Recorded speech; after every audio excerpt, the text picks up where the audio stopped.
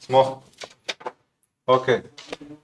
Drage sodelavke, dragi sodelavci, eno lepo dobro jutro na našem petkovem sestanku, ki ga imamo vsak teden z Matjažem, dvojnim doktorjem Regovcem, doktor psihologije in doktor filozofije. A imam prav, ne? Ja. Ja.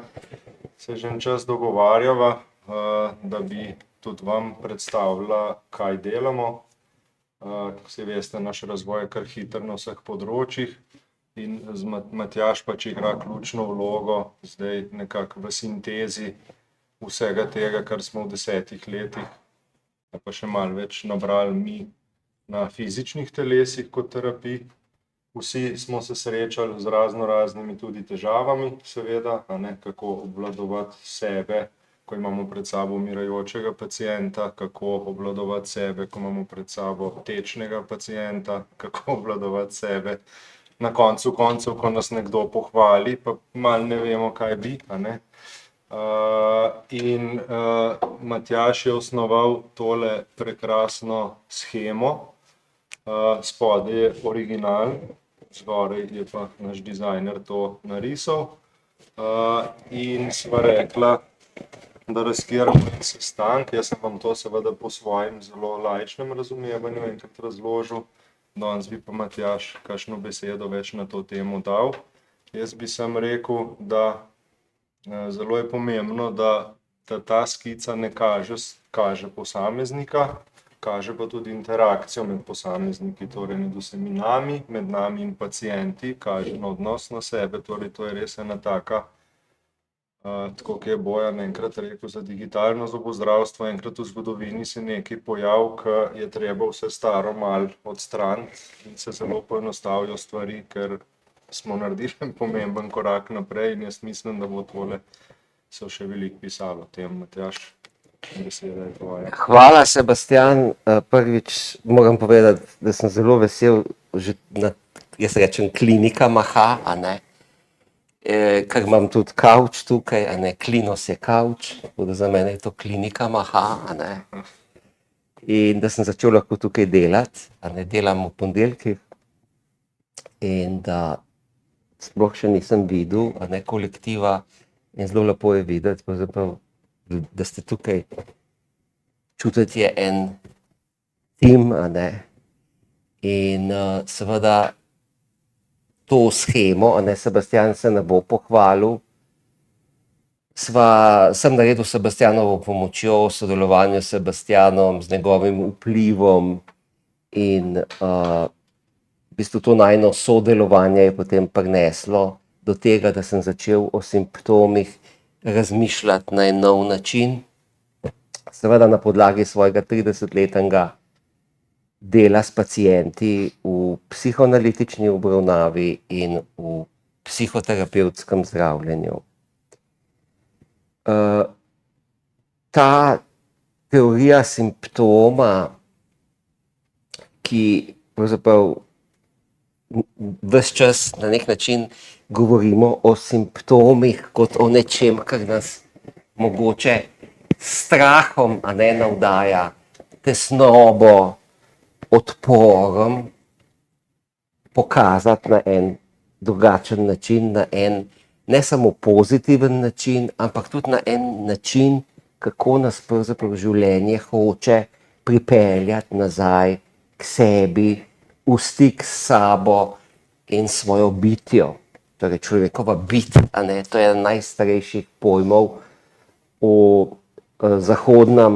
zahodni tradiciji, a ne, bit sveta, bit človeka, torej tisto jedro, k kateremu se želimo vrniti in pravzaprav, ki jo to jedro nanj pozabljamo.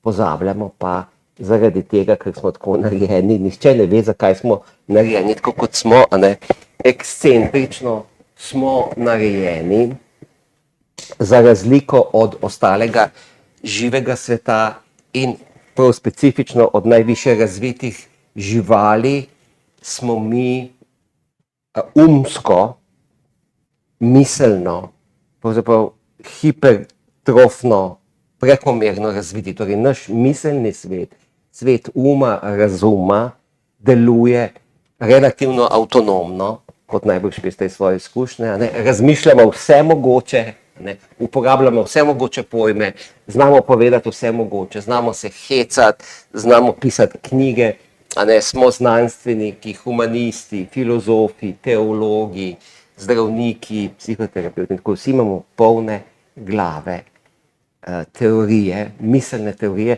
ampak živeti neposredno svoje življenje je pa nekaj drugega in je stvar pravzaprav neke celote, ki je v nas samih, torej celota nas samih, katere jedro je človekova bit. Torej ta bit je nematerialna. To je to, kar jaz, Sebastian ali vsak od vas je na tisti najgloblji ravni in to je tisto, čemu ponovadi pravimo, da dolgujemo svoje življenje na eni strani, na drugi strani mogoče tudi nečemu, kar predstavlja Boga, podobo Boga za vas individualno, kaj je za vas sveto, kaj je vam najbolj pomembno, k čemu, kaj je pravzaprav tisto, kar na nek način čuvamo, kot nekaj posebenega. In simptom je nekaj, kar nas povezuje s to celoto. To je temeljna ideja te sheme in knjige, ki je izšla, ki sem jo pisal najprej v angleščini, zato da bi, ker sem jo pripravljal za poletno šolo v Oxfordu, na kateri predavam 5. leto in tudi letos sem tam bil in sem knjige tudi tja odnesel in takoj po Oxfordu knjiga sploh še ni bila predstavljena nekjer drugje, je zdaj tukaj v našem kolektivu. Torej, zakaj vidim, tukaj imate narisan simptom kot en tak mostiček med razmišljanjem in med celoto naše biti. In ko sem delal v svoji praksi 30 let, pa tudi v življenju, ko sem tudi sam pacient, in pacient izhaja iz latinske besede pacientia, torej to ni bolnik, pacient ni nikoli bolnik, ampak je ta potrpežljiv, paciencija. Torej, želimo si sebe razumeti kot paciente, kot tiste, ki razvijamo potrpežljivost, ki je, kot pravi že ljudsko izročilo, božja mast, je ni nikoli dovolj in pravzaprav videti svoje simptome, zakaj me je na primer usekalo v fascijo, zakaj imam bolečino v peti, dokler ne ugotovim, da moram narediti en življenjski korak in spremeniti svoj način, kako interpretiram miselno določeno situacijo, morda službeno, morda privatno, in takrat tudi se ta simptom potroši, naredi svojo funkcijo in to vnetje se pozdravi. Tako da, čeprav o simptomih ne razmišljamo na ta način, vas vabim, da razmišljamo, da vseeno poskusimo razmišljati o svojih simptomih na ta način. Torej, simptomi so po eni strani akutni in se vedno nanašajo na neko življenjsko situacijo, ki jo moramo drugače interpretirati z našimi mislimi, uporabiti morda drugačne pojme, drug kod gledanja, se pogovoriti s sodelavci, z družini, s terapeutom, zdravnikom. In pa vendarle, mogoče samo še ena točka na začetku, torej mi simboliziramo, torej mi uporabljamo, torej človek ves čas simbolizira, kaj mislim s tem, človek njegov ego in potem kogito, kot funkcija ega, percepcija, akcija in stvarjenje, ampak česa, podob. Torej, mi ves čas ustvarjamo podobe. Podobe so vidne podobe, podobe so čustvene podobe, psihične podobe, ki jih vidimo v sanjah, podobe so tudi pojmi, ki so miselne podobe in podobe so, bom rekel, arhetipi, torej ideje, nematerialne, abstraktne ideje v platonskem smislu, torej, ki jih upodablja ljudska umetnost v pravljicah, to je ta modrost, ki je v pravljicah, potem to je ta modrost, ki je v mitoloških izročilih, pripovedujemo mite, zato da bi dobili modrost ven in tu zadaj so pač ti arhetipi. ki so na duhovni ravni. Torej, človek ves čas simbolizira, ustvarja podobe. Tako kot vidite danes, svet, a ne ga niste videli še včeraj, ali pa pred 10 leti, ali pa če dam najbolj tako močno primerjavo, a ne, pred-covidni svet, pa post-covidni svet, a ne, je tako individualno za vas, kot tudi kolektivno drugačen. Svet drugače se obrača, svet drugače izgleda. Ljudje smo veliko bolj pod vplivom strahu, ustrahovanosti, predpisov, cashless society, torej brezgotovinska družba, a ne, ki se hoče narediti, uničiti fizično prisotnost, a ne. Torej, velika razlika je, a se dela redno online ali pa če se dela izključno online, ker dejansko pri izključnem delu online, in to sem videl v praksi, nastajajo ogromni nesporazumi in dejansko tisti človeški stik, razvoj odnosov, ki se dogaja skozi fizično prisotnost, a ne, je drugačen, a ne, kot če nimamo fizične prisotnosti in ljudje so vohnejši, slabotnejši v svojem vplivu eden na drugega, zgubljajo moč, osebni duh ni več tako močan, individualna iniciativa plahni, a ne, in to je tudi način, a ne, če vas hoče nekdo oslabiti v vaši osebni iniciativi, vas da samo online, a ne, in ste odrezani od resničnih odnosov. No, pa ne bom zdaj pridigal o tem, ampak bom povedal tole istočnico, ne. Torej, če mi simboliziramo ves čas, recimo hiša, ki jo vidim, grem s kolegom na sprehod in vidiva hišo, vidiva dve različni hiši. Jaz, ki iz otroštva ven rad vrtnarim, bom takoj pogledal, kakšen vrt ima in kaj tam raste. Za mene bo ta hiša vsebovala vrt. Moj prijatelj, ki je z mano na sprehod, pa je po poklicu gradbenik in bo najprej pogledal, kako je hiša zgrajena, konstrukcijo, materiale, kakšna je fasada, a streha že pušča ali še ne. Vidite, dve različni podobi, torej vsak od nas ustvarja svojo podobo. Vsega, kar vidimo, doživljamo, čustveno razumemo, duhovno dojemamo s pomočjo modrosti, a ne, in telesno uprizarjamo svojimi dejanji. Na drugi strani pa imamo simptom.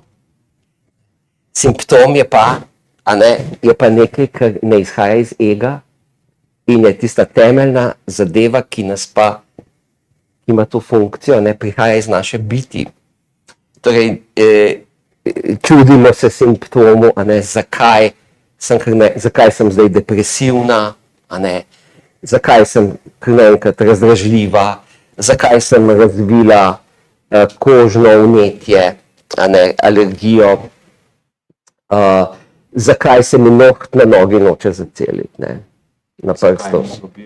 Zakaj mi zobje izpadajo, a ne, zakaj me ravno zdaj zob boli, zakaj me napada glavobol v tej situaciji in tako naprej. A vidite, to je spet simbolizacija.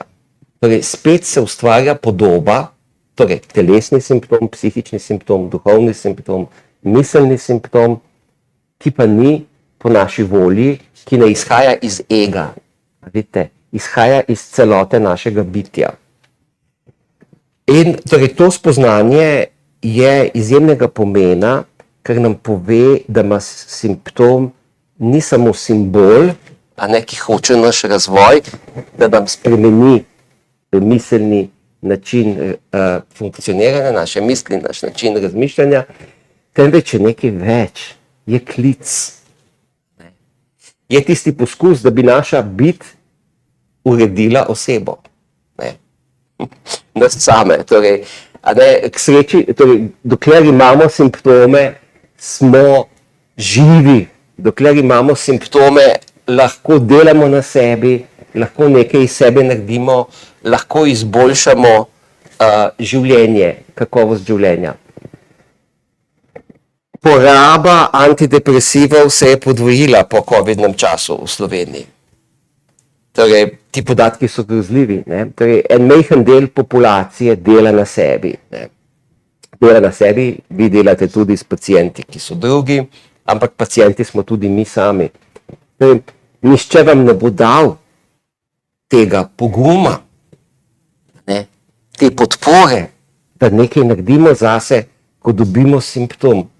Kolektiv vam bo predpisal pač antidepresiv, a ne. Protibolečinsko, kot hitro rešitev. In včasih je potrebno, da lahko začnemo delati na sebi, ampak sama po sebi pač umirja tisto, zaradi česar naša lastna bit želi, da gremo v življenju naprej. No, to bom začel, zdaj pa spet Sebastianu dal nazaj žogco, izvoli. Ja, hotel sem komentirati, da sigurno mi vsi vemo, a ne, da imamo paciente, s katerimi nam kompleksne terapije zelo hitro stečejo, ne. In sigurno se lahko vežemo s tem, da ta pacient je prevzel odgovornost za svoj simptom, ali je zdaj to P4, ne, kakor mi rečemo, ali je to, ne, kompleksna mišična pa še sklepna rehabilitacija preko zob, ne. Največja nagrada je takrat, ko se naša bit, pa asistentkina bit, pa receptorska bit, pa bit pacienta na neki intuitivni ravni pravilno povežeta, ne. In pravzaprav, če v naši interakciji, ker jaz zdaj to redno pacientom tako razložim, a ne, pač je to, kar mi delamo na zobnem ali na medicinskem delu, je pač strašno kompleksno in se to ne da na umski ravni razložiti, ker za to rabiš velikega znanja. Saj sami vidite, kdorkoli pride k nam delati, to je minimalno 1 leto, da se sploh približno lahko razume, kar se dela tukaj. In jaz vsakmu razložim, a ne, da pravzaprav naši odnosi so preplet naše psihe, naše intuicije, a ne, seveda mi delamo na telesu, na telesnem kogitu, a ne, in potem Matjaž, tudi Jure na nek način delata potem na psihičnem in intuitivnem, zato da ta simptom odstranimo, ne. Ampak bistveno je, da pacient razume, da simptom je njegov, da simptom ni od doktorja, a ne, ker to je zdaj to, kar je Matjaž hotel povedati, a ne. Antidepresivi so super, da mi premostimo, a ne, ni pa to dolgoročno, a ne. In ne, pacient, ki reče, boste vi povedal, a ne, si jih imamo, a ne, jaz rečem, gospa, jaz nam nič povedal. Jaz vam bom sam razložil, kaj jaz predlagam, vendar vi morate to rešitev začutiti in vi morate reči, doktor, tole bova naredila. Takrat se šele lahko zgodi ena terapija in ta funkcija simptoma se tudi potem dejansko tako opravi, da lahko pacient ima pol mir, da ni vsako leto v ordinaciji, pa se nekaj rešuje. Zdi se mi tako fajn ta poudarek ovnat simptoma, ne. Začeti ga lastiti. Ja, to je zdaj tako žargona, ne, ovnat. Govorijo pač, se tako govori, torej sprejeti ga kot svojega in ga spoštovati kot svojega in poskušati ugotoviti, vzpostaviti dialog s simptomom. Naprimer pri delu na sebi, s psihoanalizo, z metodo IPAL, ki smo razvili na Institutu IPAL, delamo z aktivno imaginacijo.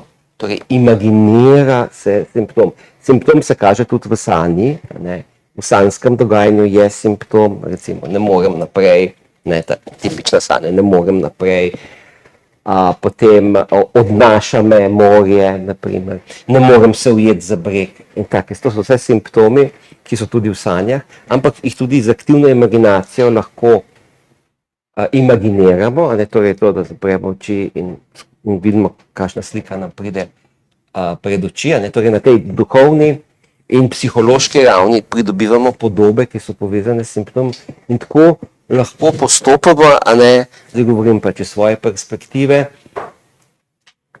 pričnem razumeti, a ne, zakaj imam ta simptom, kako lahko vzpostavim komunikacijo z njim, kaj mi hoče povedati, a ne, in potem seveda tudi na telesni ravni potrebujem neko celostno zdravljenje, ki seže do biti, a ne, zdravljenje, ki ni samo, ne pomeni samo potiskanja simptoma, a ne, eliminacijo simptoma, odstranili bomo tega ne bodi ga treba, ampak sprejeli.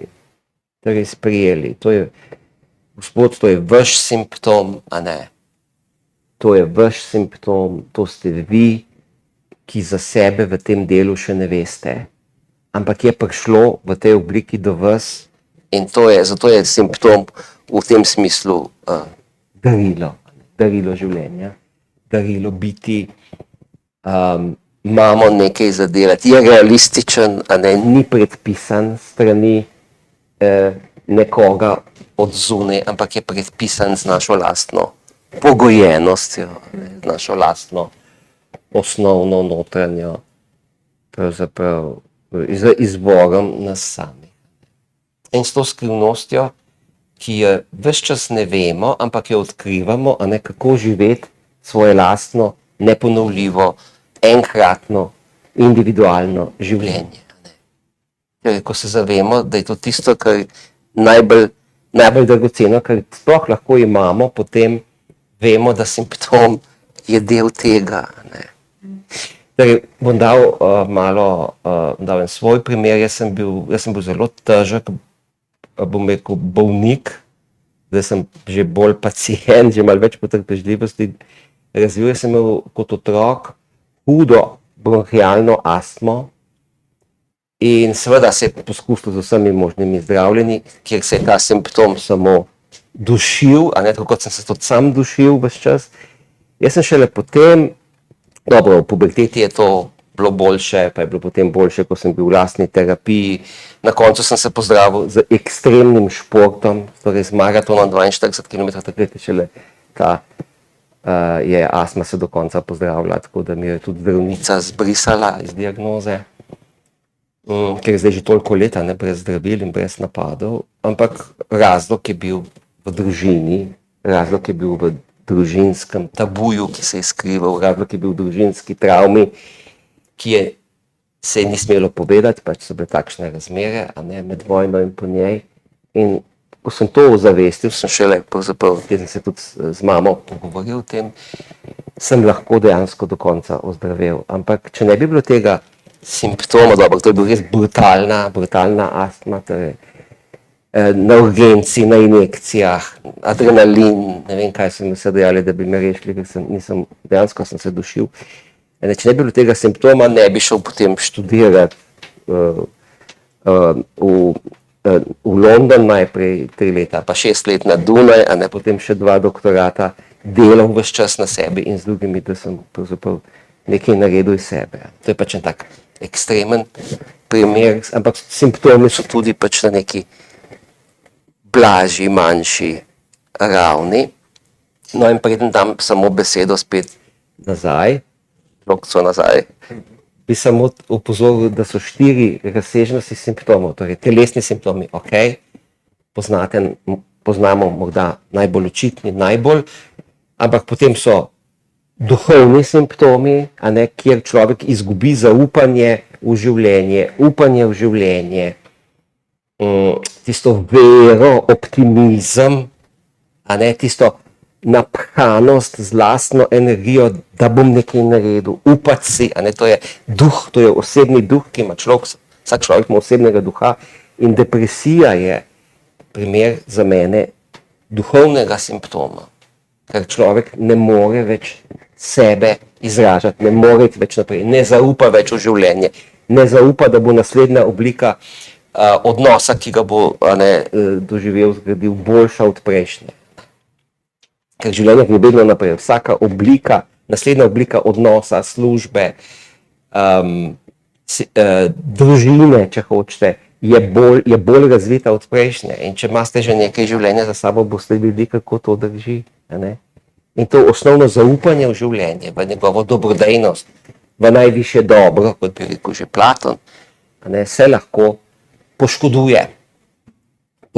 Vi veste, da že otrok, ne, če ga ne usvojite, če ga ves čas ne usvojite v tem smislu, da mu dajete zaupanje, dobro boš videl, greva naprej, tole bova naredila, lej, ok, kriza, ampak boš videl, da se bo dobro obrnil in ti boš šel naprej, premagal boš tole bolezen, s Trkšico se boš pogovoril, zdaj se reče učiteljico, gospod učiteljico, ampak mi smo rekli še Tovaršica, da jaz sem bil v komunizmu, gor rasel v Jugoslaviji, a ne, se boš pogovoril. A ne, torej, že otroka je treba ves čas nagovarjati, da ne zgubi, a ne, da razvije tega osebnega duha, to temeljno zaupanje v življenje, da se da. Da se da tisto, kar si res srčno želiš, zaupaš, ampak iskreno, a ne zato, da bi nekam pripadal, ne zato, da bi nekomu ugajal, ne zato, da bi dobil pol popoldne, ne vem kaj, a ne šli v shopping, ne zato. Zato, ker imaš veselje do življenja, a ne, ker ga odkrivaš, ker sebe odkrivaš. No, skratka, telesni simptomi, duhovni simptomi, potem seveda psihični simptomi, a ne, to so problemi čustvovanja, a ne, strah, žalost, ljubosumje in tako naprej. In potem tudi miselni simptomi. Zakaj mislim z miselnimi simptomi? To so prisilne misli, na primer. Torej, trpimo zaradi ponavljajočih misli, ki se jih ne moremo znebiti. In tukaj, seveda, če je to zelo hudo, je treba zdraviti. Pri psihiatru ponavadi z antidepresivi se zdravijo prisilne misli, to je zelo zanimivo. Zakaj z antidepresivi? Nihče ne ve, ampak to je pokazala praksa psihiatrična. In pa neka mnenja, ki jih ponotranimo, pa sploh ne vemo odkot. Zakaj se ne sme recimo to in to početi, ali pa to in to je slabo. Ali pa recimo taka mnenja so zelo, zelo težka, lahko recimo na kolektivni ravni taka mnenja. Ko sem bil smehen, je paradižnik povzročal raka. Potem, ko sem bil smehen, se je lahko pojedlo 3 do 4 jajca na teden. Nič več, ker to je že nevarno. Danes se je paradajza kokrčne, jajce se poje 3 do 4 na dan, a ne? In to je priporočilo, kako se ta mnenja spreminjajo. In imamo pač neka fiksna mnenja, niti sami ne vemo zakaj. In včasih tudi nismo pripravljeni jih izzvati, ali pa ne pustimo si, da bi jih nekdo izzval. To so pa simptomi miselne vrste. Zdaj ne vem, Sebastian, s katerimi največ delaš ti, na primer? Seveda je zmeraj preplet vsega, ne, tako kot pa si že v uvodu povedal, ne, zelo pač smo na mind, ne, na tem miselnem delu, ne, zelo težko ljudje danes sploh najdemo cajt, da začutimo sami sebe, sploh odkar so tele prekrasni ekrančki in ta hitri internet, ki je sicer zelo uporaben, ne.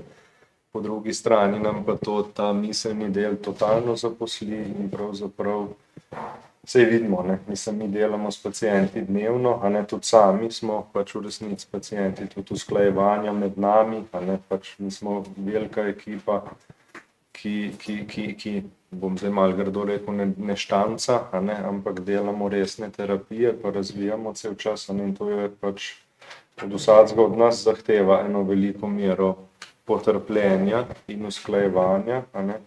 In dostikrat se sam sebe zalotim, ker preveč v ta miselni del, a ne, zaidem, ki je pač črno narisan namerno, ker miselni del ima 1-0 v računalništvu, rečejo, ne, ali je pravilno ali pa ni pravilno. Črno-belo tudi. Črno-belo. Manj energije pa porabi, če gre na negativno stran, a ne, mislim, težje sproducira, ne, da bi rekel, ne vem, to dajmo, ne, ampak lažje pač malo pojambra, a ne. Hkrati pa seveda s tem odmikom od intuicije, ne, recimo na doktoratu sem dostikrat, ko sem imel čas, si sedel tam z računalnikom, pa si se kar zasanjal, a ne, in pravzaprav, če sem uspel prepoznati tisto zasanjanost, sem šel pol do mentorja in sem mu rekel pismo, kaj pa če bi to tako naredil, pa on mene tako dobil, gleda, nisi ti zobozdravnik ali si na kemijo hodil v šolo, a ne, ker se kar neka rešitev iz notranjosti ven pojav. In te stvari zelo spodbujam, vsaj nekako cel čas, a ne, da se predvsem to posluša. Ne. Tudi če imate občutek, da bi bilo za nekoga to neprijetno ali karkoli, da je preuranjeno, pač fajn je, da se pove, a ne, ker to je lahko neka super ideja, ki bo aktualna čez pol leta, ali bo nekaj vam prišlo, da bomo na nekem drugem področju razvili, ne. Ali ne vem, karkoli, a ne, ali bo temu, ker jaz sem velikokrat opazil, ne, ko začutiš, pa pol pomisliš, je čisto drugače, ko se z nekom pogovoriš, a ne. Na doktoratu recimo smo bili 4 v sobi, a ne, in marsikdo je rekel, 4, ne, rekel, ne, meni je to super, a ne, ker jaz, ko imam problem, imam rešen problem v 3 minutah. Če sam razmišljam, rabim za rešitev problema 4 dni, pa ful prebrati stvari, a ne. Me razumete, ne, in tle se mi zdi ta pomembnost tega. A vidite to, kar je zdaj Sebastian povedal, a ne? V glavi mislimo, ne, 1000 stavkov misli, kako bi nekaj povedali, ampak ko jih izrečemo s telesnim kogitom, torej izrečemo s telesom, ne, poženem, piš skozi svoje grlene šobe, oblikujem glasove, ki simbolizirajo te misli na en način, vse ostale pa sem kastriral v nekem trenutku. Torej, nekaj nenavadnega, že tukaj, a ne, ko mi utelesimo misel, a ne, postane meso. A ne, beseda meso postala dejansko. Ne. Že Biblija o tem govori. A ne. In ta moč, a ne, telesnega deljenja, ko mi simboliziramo, ko mi govorimo s telesom, ali ko moji prsti tapkajo po računalniški tastaturi, a ne, podobno, pišem tekst, a ne, se ta tekst rojeva, naredi na telesni ravni, presenečeno zrem v ta svoj produkt telesa, svoje besede, v svoj zvok, svojih besed, a ne, v to, kako bom gledal svoj posnetek, in takrat, a ne, nekaj naredim. Torej, seveda, Freud je to pogruntal potem, da je psihoanaliza je govoreče zdravilo. Seveda, že ko poveš, a ne, že ogromno narediš, a ne, že delaš svojim simptomom napetosti, strahu, pomislekov, a ne, čustvene stiske, naprimer tesnobe. In pa vidite, že tukaj noter je ta preklop, ki se naredi iz uma ven v telo. Tukaj bi vas samo upozoril za razmislek, ne, ta celota, o kateri sem vam prej govoril, če je to duhovna bit, ne, duhovna celota. Imamo potem psihično plast, a ne, ki jo vidimo v sanjah, aktivni imaginaciji in čustvovanju, ampak je tudi celota, a ne, sanje so vedno celota, so nelogične, niso miselne. So noter včasih kakšne misli, ampak ne igrajo vloge v nekih konceptih, ampak igrajo vloge v dinamiki celote, dinamiki simptoma. In seveda tudi telo, a ne, metafizika telesa, to je nekaj najbolj imenitnega, kar lahko imamo. Telo, a ne, je tudi celota. Ne? In zdaj ta moja teza glede telesa je mogoče malce drzna, ampak tako pač vidim, a ne, telesni ego, naše telo, naš teles, to je samo ego. Torej, celo telo je telesni ego. A ne, ni psihični, ampak je telesni ego.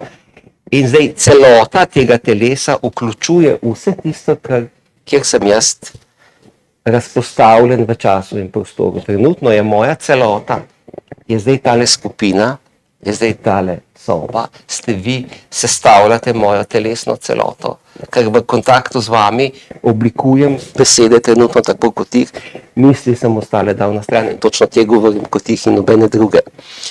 In če se vi spomnite, kako vsako srečanje drugače zgleda, kot smo si ga zamislili, ne boste videli, o čem govorimo.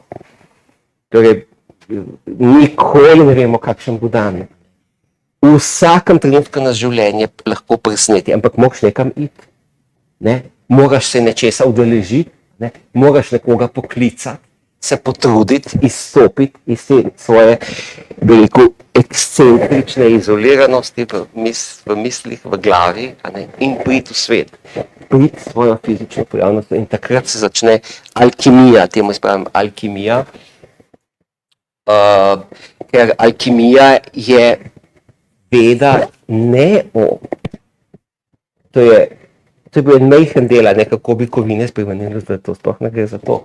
Gre za sodelovanje med temi ravnmi človekovega bitja, a ne, predvsem na energijski, psihični, miselni, pa seveda tudi telesni ravni, a ne, s temi primeri, ki sem vam jih prejle povedal. Tako da v tej knjigi sem obravnaval različne alkimijske procese, raztapljanja, torej solucija, strjevanje ali koagulacija, ki se tiče telesa, potem izparjanje ali sublimacija, ki se tiče miselnega procesa, in potem še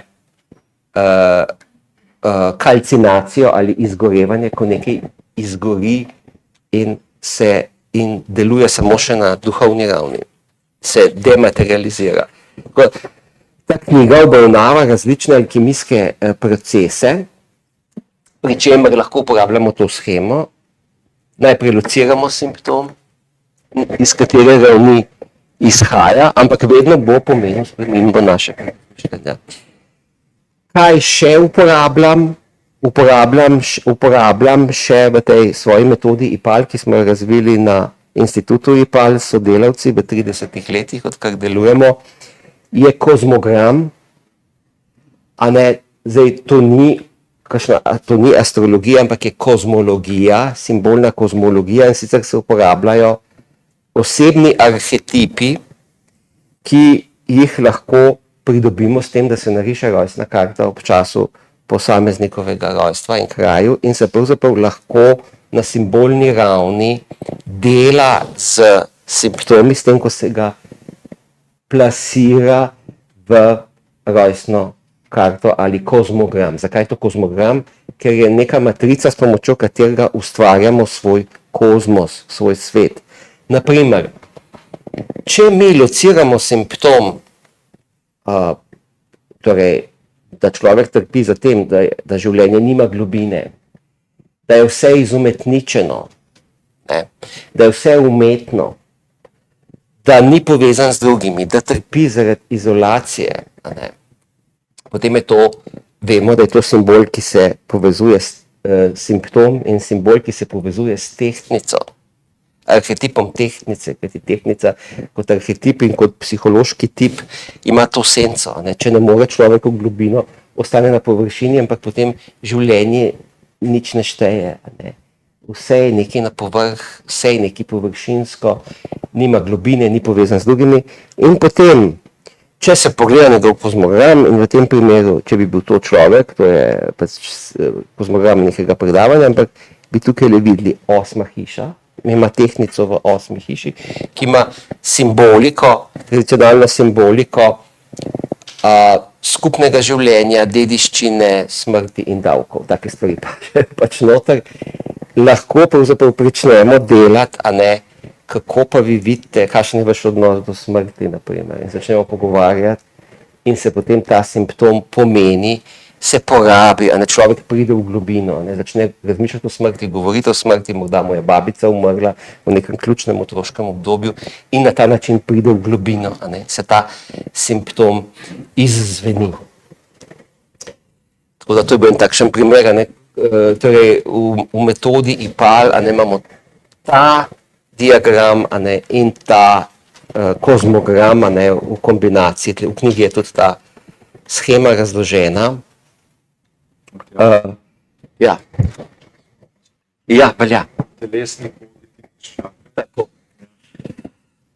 Upam, da vam je bilo poučno. Jaz bi sklepno misel sem to, bodite pozorni pri pacientih, vprašajte jih, vsi vam bojo, ni važen, zobni ali medicinski, telo ali ustni del, vam bo isto povedala, ne, že 20 let nazaj sem nekaj čutil, že, ali pa nikoli, to ženske pogosto povedo, a ne, nikoli se nisem zase postavila, vse druge sem poskrbela, to je tipična izjava onkološke pacientke, a ne, in tudi na zobnem, če se poglobimo, pa jih malo vprašamo, boste videli, da vam bojo povedali, da so v resnici na intuitivni, psihični ravni, preko sanj in tako naprej, oni v resnici že čutili, da je že zdavnaj bi bilo treba, a ne, ampak vemo, da življenjske okoliščine nas pripeljejo do tega, kar nas, a ne, mi tudi nikoli pacientov ne obsojamo ali karkoli, a ne, vsak ima svojo pot, a ne, in se s tem vedenjem potem tudi terapije lotimo, ne, to je zelo pomembno,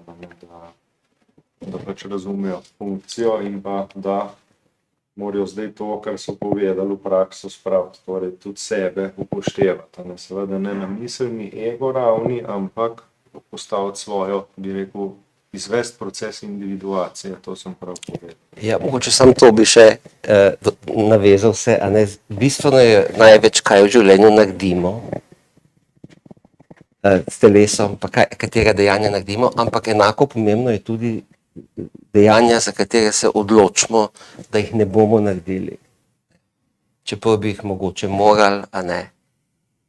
Ampak to je naša lastna vest, a ne, in ta precedens zgodovinski je bil proces v Nürnbergu, a ne, ko so nacistom sodili, a ne, ravno na tem telesnem delu. Torej, oni so imeli možnost ne prižgati gumba za ciklon B.